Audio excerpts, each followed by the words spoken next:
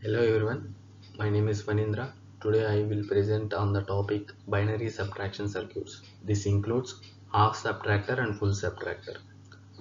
This topic comes under switching theory and logic designs. So let's begin. In today's presentation, we will cover an introduction to combinational circuits, arithmetic and logic circuits, the basics of binary subtraction and half subtractor and its implementation, full subtractor and its implementation. Also, and finally, applications of full subtractors. We will go step by step to understand the theory and then see how it is implemented using logic circuits.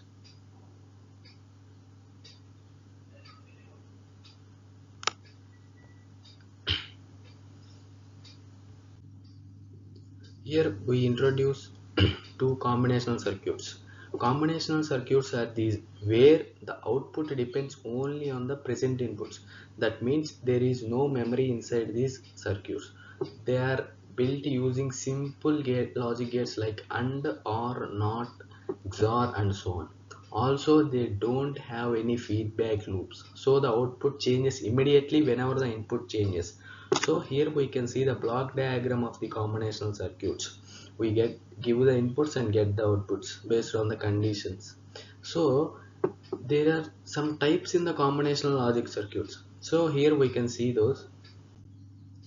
Now let us see some types of combinational circuits. They are classified into arithmetic and logic set functions, data transmission and code converters. Examples are adders, subtractors, comparisors, multiplexers, demultiplexers, encoders and decoders. Each type has a special use. For this presentation, we will mainly focus on subtractors, both half subtractor and full subtractor.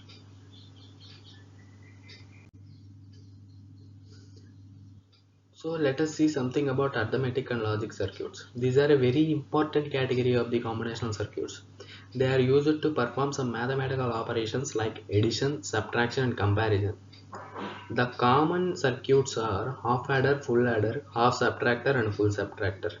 These circuits are used in calculators and all other digital devices. They make it possible for machines to process numbers and make decisions. So for this, we mainly focus on subtractors only. We can see how the arithmetic and logic circuit look like in a real life. So here we can see the basics of the binary subtraction. Subtraction in binary works just like in decimal but only with zeros and ones. Some important words here we need to remember are minuend and subtrahend. Minuend is the one which number from which we subtract, where subtrahend is the which is the number that we subtract from. For example, in 5 minus 2, 5 is the minuend and 2 is the subtrahend. In binary subtraction, sometimes we need to borrow just like in normal subtraction. There are four rules of subtraction in binary. 0 minus 0 equals 1, 1 minus 0 equals 1, 1 minus 1 equals 0, where 0 minus 1 requires a borrow. So the result is 1 with a borrow. Computers need special circuits to perform subtraction correctly and quickly. That's why we use subtractors. Let us go through those. Now coming to the half subtractor. Half subtractor is a combinational circuit that subtracts two single bit binary numbers. It has two inputs, minuend A and subtrahend B as usual. It produces two outputs, difference and which is A minus B, borrow out which tells us if n borrow is needed or not. So the half subtractor gives both the results and information about the borrow. Coming to the implementation of the half subtractor, here we can see the block diagram and the truth table of the half subtractor. From the truth table, we can see how the outputs are formed. The difference is obtained using XOR gate B equals to A XOR B. The borrow is obtained using AND gate with not A, B not equal to not A and B. So using truth table is not only possible to get the equations, as I told. Now the equations are not directly obtained from the truth table. We need K maps. K maps. In K maps, K means Karnaugh. We can see how those K maps are obtained. Here we use Karnaugh maps to simplify the equations of the half subtractor and both full subtractor also. For borrow out, we place the truth table values into the K map and simplify. For the difference output, we also map the values into the K-map and then simplify. K-maps help reduce equations to the minimum number of gates. Finally, we can draw the logic circuit using XOR and AND gates based on the simplified equations. The equations that I get from the K-map are used to design the logic circuit. Here we can see, for example, to get A XOR B, we place an XOR gate. To get the multiplication of A bar B, we used both NOT gate and AND gate also. This is the representation of the logic circuit of the half subtractor. So there are some limitations to the half subtractor. They are here, we need to talk about them. When subtracting multi-bit numbers, we often need to borrow from previous digit. But the half subtractor only has two inputs, as I told earlier, A and B. It does not take the borrow from the previous step as input. Because of this, half subtractors cannot use alone in multi-bit subtraction. Therefore, in real digital circuits, we mostly use full subtractors instead of half subtractors. So they are a bit advanced than half subtractor. Let's see. Here we come to the advanced subtractor, a full subtractor, which is a circuit that subtracts not only two single bit numbers but also takes into account the borrow from the previous stage.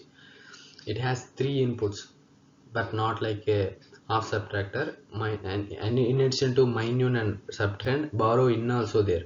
It produces two outputs, the difference and the borrow. This makes it more powerful than the half subtractor as it accepts three inputs.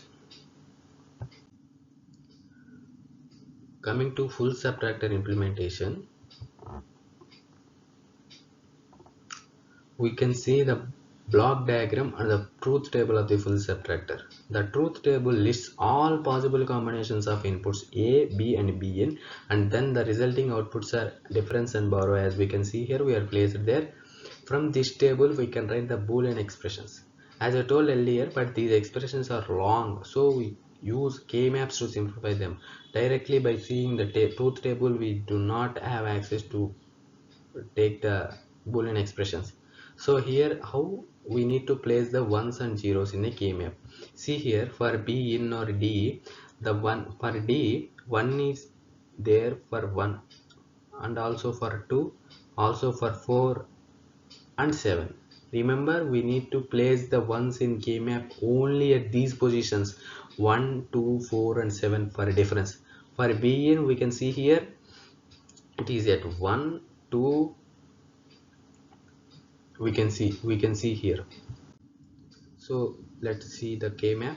The K-map for full subtractor, we have one K-map for borrow out and another K-map for the difference output. By filling the K-map with the truth table values and grouping ones, we can simplify the expressions. For example, borrow out can be written as A bar B bar C, A bar B C bar, A B bar C bar and A B C. The sum of these all.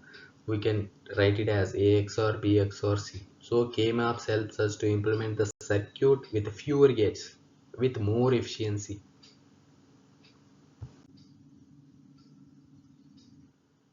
So this slide shows the actual logic circuit for full subtractor.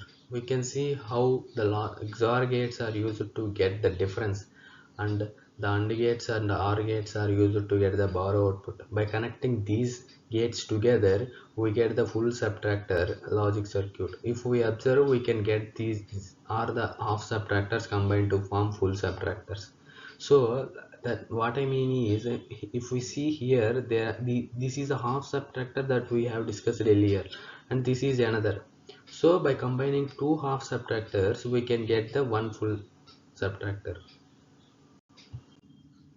Now coming to where do we use the full subtractor, that means the application of full subtractor. I want to cover one main application, which is a parallel binary subtractor. When we want to subtract number with more than one digit, we use many full subtractors connected together. The borrow out from one stage goes into the borrow out of the next stage. This allows computers to perform subtraction of large binary numbers quickly and correctly. So full subtractors are very important in processor, calculators and all digital devices. So here we can see, to perform a subtraction of binary numbers with more than one bit, it is performed through the parallel subtractors. Here we can see, firstly one half subtracted is placed here, see here, and then it is given two outputs A and B. It results in one difference D1. Then it gives one B out. What I mean is borrow to the full subtractor, which is advanced, and then it gets the borrow out and A1 and B1 inputs in the next stage of the subtraction, which results in D2, difference 2 of this A1 B1 and the borrow out of from the first half adder.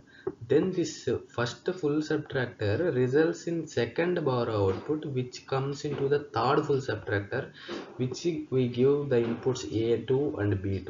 It results in the difference D3.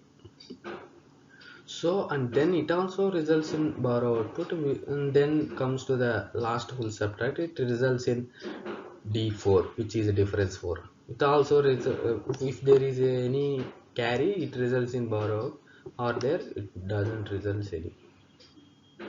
So this is how the full subtractor and half subtractor works.